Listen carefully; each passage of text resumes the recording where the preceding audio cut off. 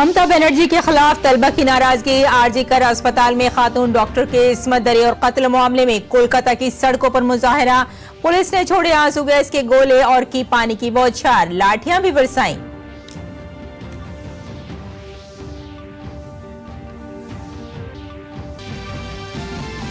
कोलकाता की इकलाबंदी पर बीजेपी ने नाराजगी का किया इजहार। कहा, खातून डॉक्टर को इंसाफ दिलाने में हुकूमत नाकाम, रोक रही है तलबा का पुरअमन एहतिजाज। ममता को बताया असली तानाशाह। रियासती बीजेपी ने 12 घंटे बंद का किया ऐलान।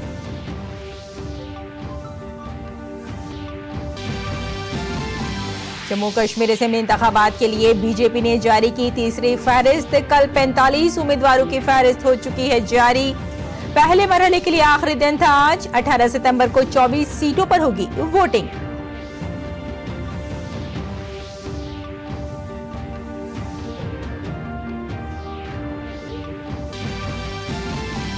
वजीर-ए-आजम नरेंद्र मोदी ने रूस के सदर व्लादिमीर पुतिन से की बात। रूस यूक्रेन जंग पर हुई बातचीत। जंग के फौरी और पुरअमन हल के लिए भारतीय अज़्म का किया इरादा।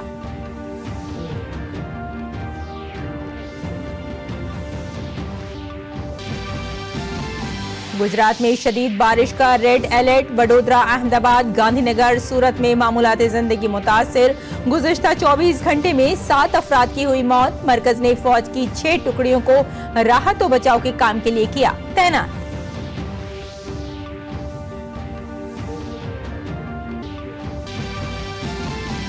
बीजेपी 2 सितंबर से चलाएगी नए सिरे से मेंबर साजी की खुसूसी मुहिम। मौजूदा अरकान को भी दिलाई जाएगी दोबारा रुकनियत। बीजेपी सदर जेपी नड्डा वजीर-ए-आजम नरेंद्र मोदी को रुकनियत दिलाकर करेंगे मुहिम का आगाज।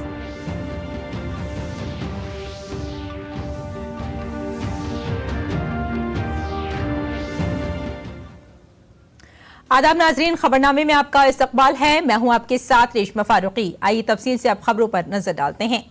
कोलकाता के आरजी कर अस्पताल में खातून डॉक्टर के इस्मत दरी और कत्ल मामले पर मगरबी बंगाल में हंगामा है। तलबा तंजीमों ने वजीर आला के इस्तीफे का मुतालबा करते हुए नबन्ना की तरफ मार्च किया। इस दौरान तलबा की पुलिस से झड़प हुई। पुलिस ने कोलकाता की सड़कों पर 19 मकामात पर रुकावटें खड़ी कर दी थी जो किलाबंदी में तब्दील हो चुकी थी। जब तलबा रियासती सेक्रेटरिएट नवाना का घेराव करने हावड़ा पुल पर आगे बढ़ रहे थे, उसी वक्त उनकी पुलिस से झड़प हुई। दोपहर 1 बजे के करीब पुलिस ने तलबा और मुजाहिरीन पर वाटर कैनन और आंसू गैस का इस्तेमाल किया और बाद में हल्की ताकत का इस्तेमाल किया। सांतरागाची में मुजाहिरीन ने पुलिस की रुकावटें तोड़ दी। इसी तरह के ऐलानात पूरे कोलकाता से सामने आए। पुलिस ने मुख्तलिफ मकामात पर सख्त नाकेबंदी की है। सड़कों पर कंटेनर्स, कंक्रीट और लोहे से बनाए गए आर्जी बैरियर्स लगाए गए हैं। इन सब का मकसद ये था कि तलबा को किसी भी तरह से नवन्ना भवन न पहुंचने दिया जाए। पुलिस इंतजामिया के मुताबिक तलबा ने मुजाहिरे की इत्तला दी थी, लेकिन उन्हें इजाजत नहीं दी गई। ऐसे में तलबा की कारकर्दगी कानून के मुताबिक नहीं है। इस पूरे वाकये पर बीजेपी ने जवाबी हमला किया है। पार्टी के तर्जुमान गौरव भाटिया ने ममता हुकूमत को हकीकी आमिर करार दिया। उन्होंने कहा कि गैर जानिबदाराना तहकीकात का मुतालबा है और ममता को फौरी तौर पर अपने ओहदे से इस्तीफा दे देना चाहिए। बीजेपी ने तलबा के एहतिजाज को आईनी हक करार दिया। देश में कहीं तानाशाह है तो वो तानाशाह ममता बनर्जी हैं। आरजी कर मेडिकल कॉलेज में जिस तरह से एक जघन्य अपराध होता है, हमारी बहन, उनके साथ उनकी हत्या कर दी जाती है और बलात्कार होता है। ममता बनर्जी बिल्कुल स्पष्टता से एक स्टैंड लेती हैं कि वो आरोपियों के साथ खड़ी रहेंगी, उनको संरक्षण देंगे। मगरबी बंगाल के दारुल हुकूमत कोलकाता में तलबा के नबन्ना मुहिम मार्च के पेश नजर सिक्योरिटी के गैर मामूली इंतजाम किए गए हैं। आरजी कर मेडिकल कॉलेज और अस्पताल के तलबा इस्मत दरी और कत्ल के मामले पर एहतिजाज कर रहे हैं। हमारे नामानिगार प्रसूनजीत बख्शी ने इन इंतजाम का जायजा लिया। मेरे 3.5 दशक की पत्रकारिता की जिंदगी में कोलकाता में कभी हम ऐसा देखा नहीं। शायद आप लोग जहां जहां अलग अलग शहरों में ये देख रहे हैं डीडी न्यूज के थ्रू, शायद वो लोग भी देखे नहीं है कि एक छात्र समाज, पश्चिम बंग छात्र समाज, जो पंजीकृत कोई संगठन नहीं है, उनकी जो नवान्न अभियान, मतलब जिसे कहते हैं कि मार्च टू नवान्न पश्चिम बंगाल की सेक्रेटेरिएट है, सचिवालय है, वो मार्च को आरजी कर घटना की परिप्रेक्षित में और जिस तरह से दरंदी के साथ उस लेडी डॉक्टर को मारा गया था, उनके साथ धर्षण किया गया था, उसके बाद लोगों की आक्रोश को रोकने के लिए ये तैयारी शायद किसी ने नहीं देखा। लेकिन आप देखिए किस तरह से ये जो कंटेनर लगाया जाता है, वो दूर देखिए ब्रिज के ऊपर जो जाली लगाया गया है, वो भी एक तरह की बैरिकेडिंग है।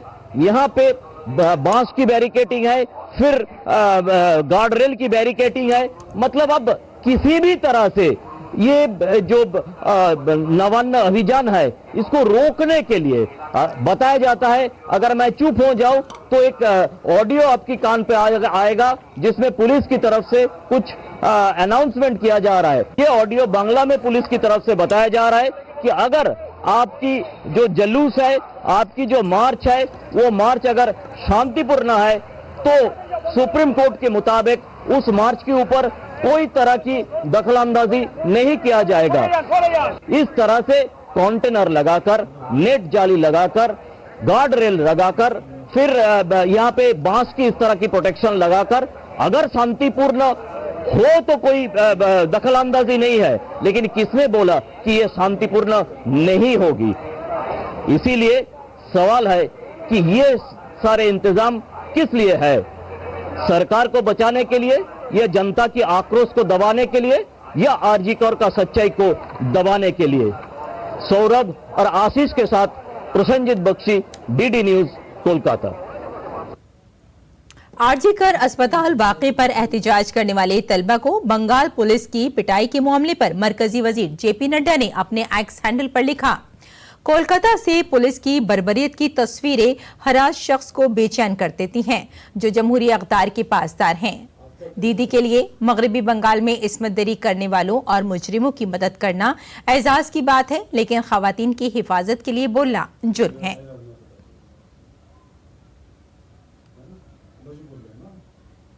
कोलकाता में खातून डॉक्टर के साथ बर्बरियत के खिलाफ आज मुख्तलिफ समाजी तंजीमों ने राजधानी लखनऊ के GPO में वाक़े गांधी के मुजस्समे पर एहतजाजी मुजाहरा किया और ममता बनर्जी और बंगाल हुकूमत का पुतला जलाया। बीजेपी लीडर और समाजी कारकुन अपर्णा यादव की अपील पर मुनाकिद होने वाले इस मुजाहरे में स्कूली तलबा की जानिब से एक ड्रामा भी पेश किया गया, जिसमें कहा गया कि जब तक मुजरिमों को सजा नहीं मिलती ये लड़ाई जारी रहेगी।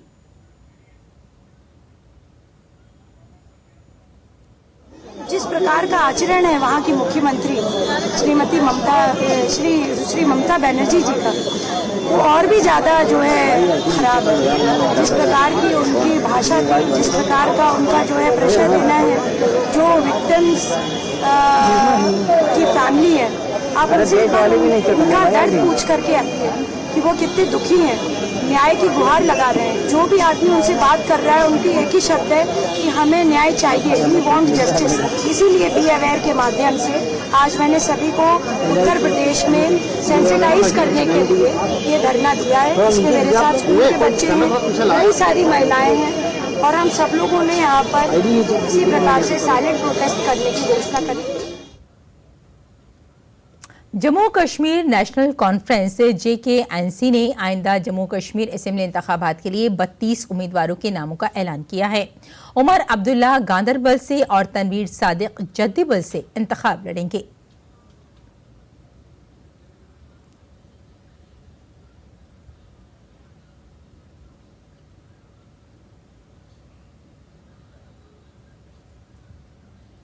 और बीजेपी ने जम्मू कश्मीर असेंबली इंतखाबात के लिए तीसरी फहरिस्त जारी कर दी है। इस फहरिस्त में मजीद 29 उम्मीदवारों के नामों का ऐलान किया गया है।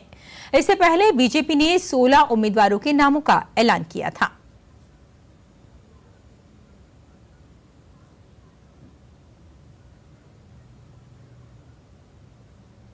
बीजेपी की कौमी रुकनियत मुहिम 2 सितंबर से शुरू होगी। बीजेपी के कौमी जनरल सेक्रेटरी विनोद तावड़े ने कहा कि रुकनियत का पहला मरहला 2 से 25 सितंबर तक चलेगा। बीजेपी सदर जेपी नड्डा 2 सितंबर को वजीर आजम नरेंद्र मोदी को इसका मेंबर मुकर्रर करके इस मुहिम का आगाज करेंगे। 2 सितंबर से ये संगठन पर्व सदस्यता का शुरू होगा, जिसमें नए सिरे से सभी मौजूदा जो सदस्य हैं उनको भी फिर से सदस्य होना होगा। तो 2 सितंबर को माननीय प्रधानमंत्री नरेंद्र मोदी जी को आदरणीय अध्यक्ष जी पहला सदस्य बनाएंगे और उसके बाद पूरे देश में सदस्यता शुरू होगी। 2 सितंबर को शाम को 5 बजे ये सदस्यता का शुभारंभ पार्टी के विस्तार कार्यालय में किया जाएगा। इस मुहिम का दूसरा मरहला 1 अक्टूबर से 15 अक्टूबर तक चलेगा। पहले मरहले में रह जाने वाली कोताहियों को दूसरे मरहले में पूर्ण किया जाएगा। 31 अगस्त को मुल्क के तमाम बूथ पर मेंबर साजी के हवाले से ट्रेनिंग दी जाएगी। पहले चरण की सदस्यता का विश्लेषण करने के बाद 1 अक्टूबर से 15 अक्टूबर का दूसरा चरण सदस्यता का शुरू होगा।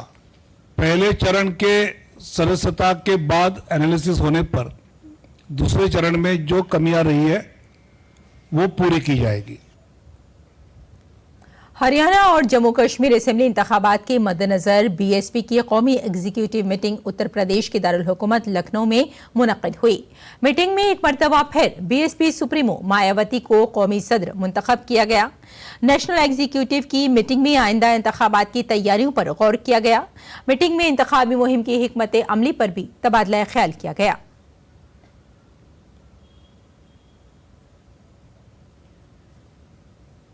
वजीर आजम नरेंद्र मोदी ने रूसी सदर व्लादिमीर पुतिन से बात की। वजीर आजम नरेंद्र मोदी ने सोशल मीडिया प्लेटफॉर्म एक्स पर अपनी पोस्ट में लिखा, आज सदर पुतिन से बात हुई। खुसूसी और मरात याफ्ता स्ट्रेटेजिक पार्टनरशिप को मजीद मजबूत बनाने के इकदाम पर तबादला ख्याल किया गया। रूस यूक्रेन जंग और यूक्रेन की हालिया दौरे पर मेरी तजवीज़ पर तबादला ख्याल हुआ। तनाज़े के जल्द मुस्तकिल और पुरअमन हल की हिमायत के लिए भारत के पुख्ता अज़्म का इयादा किया।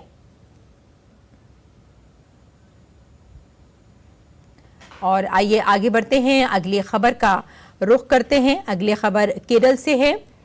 आपको बता दें कि केरल के वजीर आला पिनाराई विजयन ने आज दिल्ली में वजीर आजम नरेंद्र मोदी से मुलाकात की। केरला के सीएमओ के मुताबिक मीटिंग में वायनाड की बहाली पर तबादला ख्याल किया गया। रियासती हुकूमत ने एक इजाफी तफसीली मेमोरेंडम भी पेश किया, जैसे कि मरकज ने तलब किया है।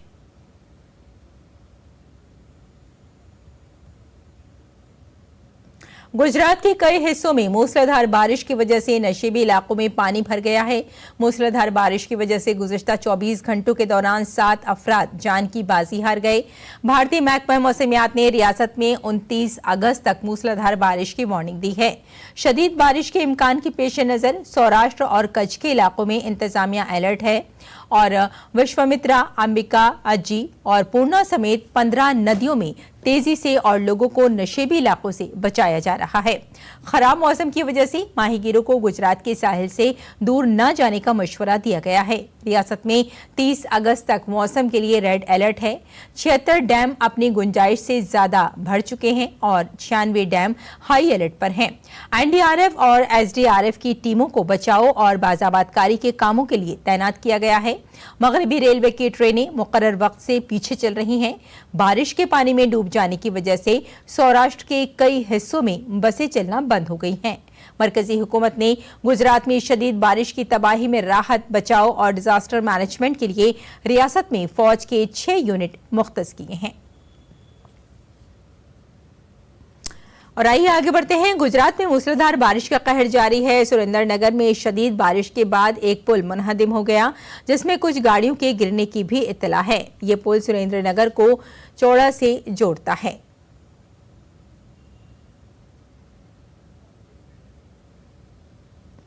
गुजरात के वजीर आला भूपेंद्र पटेल ने रियासत में शदीद बारिश और सैलाब की सूरत हाल के बारे में गांधीनगर के स्टेट इमरजेंसी ऑपरेशन सेंटर में जिला कलेक्टरों और म्यूनिसिपल कमिश्नरों के साथ एक जायजा मीटिंग की।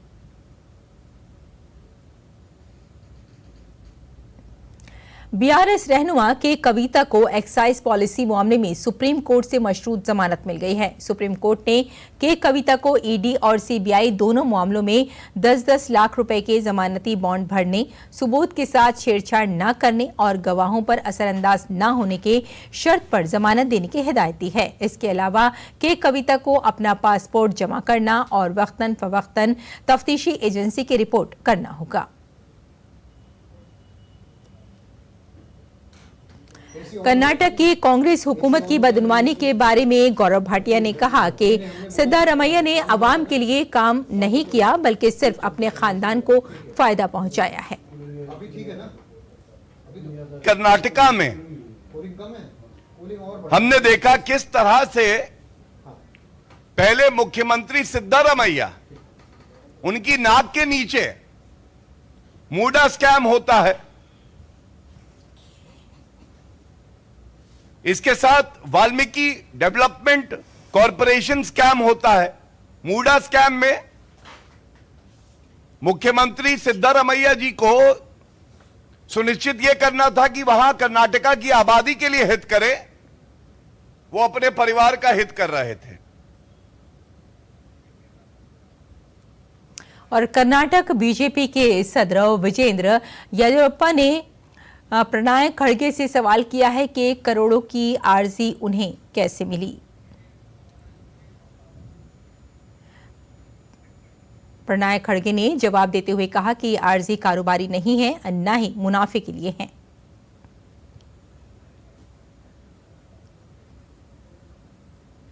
और उत्तर प्रदेश के भगवतीपुर गांव में 2 लड़कियों की लाश दरख्त से लटकी हुई मिली है। इस मामले पर उत्तर प्रदेश के फर्रुखाबाद के एसपी आलोक प्रियदर्शी ने कहा कि हमें कायमगंज थाने के भगवतीपुर गांव से इत्तला मिली कि वो लड़कियां दरख्त पर लटकी हुई हैं, जिसमें एक लड़की की उम्र 18 साल और दूसरी की उम्र 15 साल है। दोनों ने एक ही दुपट्टे में खुद को लटका लिया। इत्तला के बाद पुलिस वहां पहुंच गई। अभी मामले की तफ्तीश जारी है। लड़कियों के वालिद ने बताया कि वो रात 9:30 बजे तक मंदिर में मेरे साथ थी। हम सब वापस आ गए, लेकिन वो फिर बाहर चली गईं। मैं सो गया। जब मैं आधी रात को उठा तो वो मुझे नहीं मिली।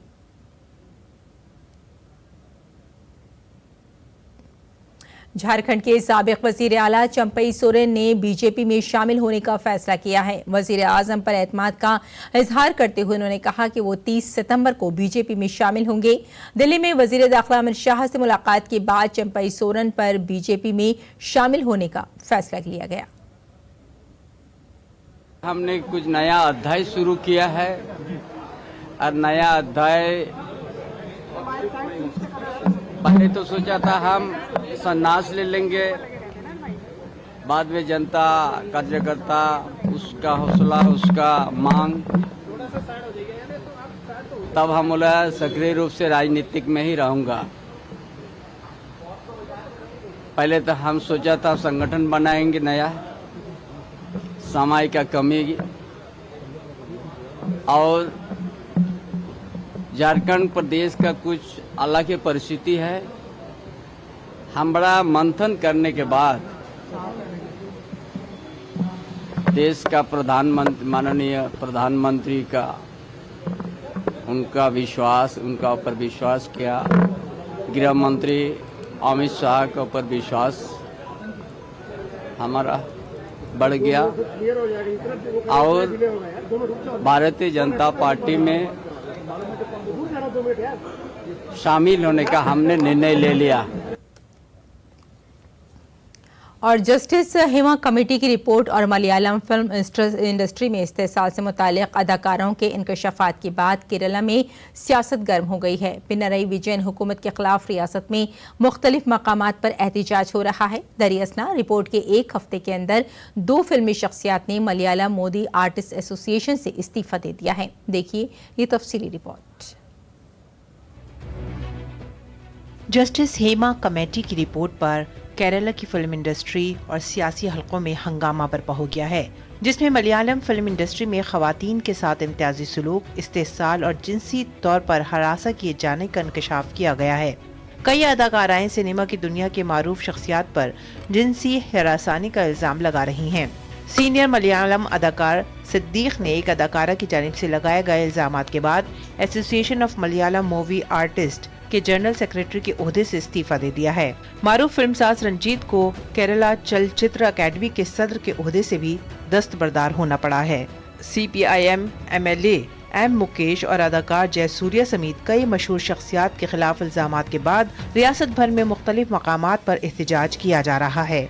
बीजेपी और कांग्रेस दोनों ही पार्टियों ने कोल्लम में एहतजाजी मार्च निकाला। बीजेपी लीडर वी मुरलीधरन ने रियासती हुकूमत पर इल्जाम लगाया है कि वो इस्तेसाल का इल्जाम लगाने वालों को तहफ़्फ़ुज़ फराहम कर रही हैं। The victims of the sexual harassment in the Malayalam film industry have come out openly. It's more than 48 hours that these statements have been made in public. But the police or the government has not decided till now to register the FIR. Government is trying to protect the people who have been accused of such harassment. कायदे हिस्ब इख्तिलाफ VD Satheesan ने रियासती वजीर सकाफत साजी चिरियान के इस्तीफे का मुतालबा किया है। सतीशन ने मुल्जिम पर मुतासरीन की तौहीन और मुल्जिम को तहफ़्फ़ुज़ देने का इल्जाम भी आयद किया है। Government has been hiding the report for the last nearly 5 years. In the report, so many actresses, those who are working in the field of film, Malayalam film, they made their complaints to the committee. From the report itself, it is very clear that a series of offences have been already committed. Unfortunately, government is not ready to investigate into the allegations in the Justice Hema Committee. That itself is very clear that government is trying to save the culprits. They are trying to protect the culprits. इस बीच south cinema के superstar Prithviraj Sukumaran ने justice Hema committee की report पर कार्रवाई की उम्मीद जाहिर की है। All of them need to be taken into account quite seriously. Absolutely. I mean, if allegations have been made, thorough investigations need to be followed up with. And if these investigations lead to the allegations being proven right, proven correct, there has to be exemplary punishments handed out. On the other hand, if the allegations are false, even then there will have to be exemplary punishments handed out on the other side of it. Either way, these allegations need to be treated with the utmost seriousness, and I truly hope that this is the beginning of a process that will clear up all the murk that there is in front of us. Kerala के governor Arif Mohammad Khan ने कहा है कि अभी तक इस मामले में कोई शिकायत मौसूल नहीं हुई है। उन्होंने कहा है कि वजीर आला पहले ही ऐलान कर चुके हैं कि शिकायत दर्ज होने के बाद कानून अपना रास्ता इख्तियार करेगा। Chief Minister has already announced that if people come forward with the specific complaints, then law will take its course. Malayalam cinema में खवातीन के इस्तेसाल पर जस्टिस हेमा कमेटी की रिपोर्ट ने केरला के बाएं बाजू की हुकूमत को बेनकाब कर दिया है। अब जबकि मुतासिर अदाकाराएं खुलकर सामने आ रही हैं, तवक्को है कि विजयन हुकूमत इंडस्ट्री में हरासानी से पाक माहौल पैदा करने के लिए यकीनी तौर पर सख्त कार्रवाई करेगी। Bureau report DD news. और नई दिल्ली में भारत ब्राजील के मुश्तरका कमीशन की नवी मीटिंग का इनेकाद किया गया। मुलाकात में वजीर खारजा डॉक्टर एस जयशंकर ने ब्राजील के वजीर खारजा मोनोवेरा के साथ 2 तरफा मीटिंग और वफ्द सतह की बातचीत की। इस मौके पर वजीर खारजा डॉक्टर एस जयशंकर ने कहा कि गुज़िश्ता कुछ बरस में दोनों ममालिक के दरमियान ताल्लुकात गहरे और मुतनव्वे हुए हैं, जिसमें दिफा, खलाई, सिक्योरिटी, तिजारत, सरमायाकारी, तेल और कुदरती गैस, बायोफ्यूल, ज़राअत, मवेशी Porvorim, food processing, अद्वियात, science, technology, सकाफत और आवाम से आवाम के ताल्लुकात समेत बहुत वसी शोबे हैं। भारत ने एमपॉक्स से लड़ने के लिए अपनी देसी RT-PCR टेस्ट किट तैयार की है। इसे central drug standard control organisation CDSCO ने मंजूर किया है। ये मेक इन इंडिया पहल के लिए एक अहम कामयाबी है और एमपॉक्स पब्लिक हेल्थ इमरजेंसी के खिलाफ जंग में एक अहम पेशरफ्त है। Siemens health care private limited के मुताबिक टेस्ट के नतीजे 40 मिनट में दस्तयाब होंगे। ताहम रिवायती तरीकों में 1 से 2 घंटे लगते हैं। इससे मरीज को फौरी इलाज हासिल करने में भी मदद मिलेगी।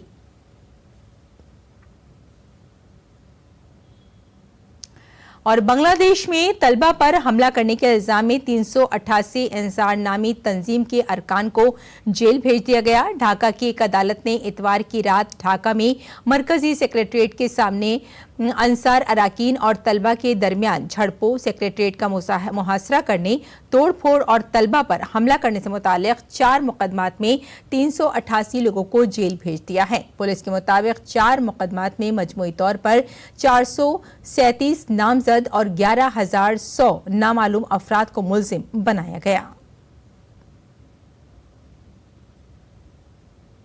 बलूच लिबरेशन आर्मी ने बलूचिस्तान में 130 पाकिस्तानी फौजियों को हलाक करने का दावा किया है। बलूच लिबरेशन आर्मी ने 36 घंटों के अंदर 2 अलग अलग हमलों में 68 अस्करियत पसंदों और 62 फौजी एहलकारों को हलाक करने का दावा किया है। इस दौरान उन्होंने बेला कैंप और बलूचिस्तान के दरमियान हाईवे पर कब्जा करने का दावा किया।